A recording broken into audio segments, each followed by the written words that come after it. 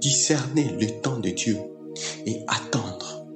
Parce que Dieu, ce qu'il a dit, ce qu'il a promis dans vos vies, ce qu'il a révélé que vous allez faire, ce qu'il vous a dit, là où vous allez être, vous a dit ce que vous allez atteindre. Mais sachez discerner le temps de Dieu. Nous manque souvent les discernements. Et des fois, nous avons tendance à pouvoir nous conduire nous-mêmes, à pouvoir prendre nos propres initiatives sans pouvoir attendre le temps de Dieu. Comme nous dit dans Habakkuk 2:3, il dit « Car c'est une prophétie dont le temps est déjà fixé. Elle marche vers son terme et elle ne mentira pas. Si elle tarde, attends-la, car elle s'accomplira certainement. » Donc, lorsque Dieu t'a dit quelque chose, lorsque Dieu a déjà révélé quelque chose, sache qu'il a déjà mis en place un mécanisme pour pouvoir cela s'accomplir. Alors, notre devoir, c'est pouvoir attendre et pouvoir attendre l'accomplissement du Seigneur. Et Dieu vous révélera les signes que vous êtes dans la voie du Seigneur et vous ne l'êtes pas.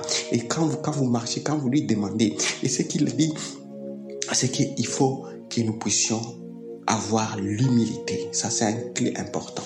David, quand il a été un roi, il n'avait pas atteint le trône directement. Il a su attendre afin que le Seigneur puisse le préparer à pouvoir jouir la grâce, les promesses que Dieu a promis sur sa vie. C'est que le Seigneur parfois veut que nous puissions mûrir de cette patience-là et que nous puissions attendre qu'il lui-même nous prépare. Parce qu'à ton état actuel, il peut se dire, il y a ces bénédictions-là que j'ai prévues pour sa vie. Comme il est là, je dois les préparer avant. C'est comme un enfant, avant qu'il puisse commencer à manger, il doit subir une étape de croissance. Et le Seigneur peut parfois vous faire passer dans celle-là pour que vous puissiez mûrir, afin que vous puissiez jouir de cette grâce qu'il a promis pour votre vie. L'autre, c'est cette patience qui nous manque. Aussi, nous avons besoin d'attendre, de garder notre foi. La foi, c'est une ferme assurance de choses qu'on attend. Donc, il faut attendre, il faut avoir cette ferme assurance. Le Seigneur a déclaré, le Seigneur a dit, ce qu'il a dit, il ne mentira pas. Certainement que ça va s'accomplir. Il faut juste que je demeure dans cette foi. Même quand les choses tournent mal, même quand les circonstances semblent nous tourner les dos, on demeure dans cette foi, on demeure dans cette ferme assurance et tu verras les choses t'accomplir. Et l'autre aspect, c'est de pouvoir patienter, attendre comme dit dans Jacques 1:3, sachant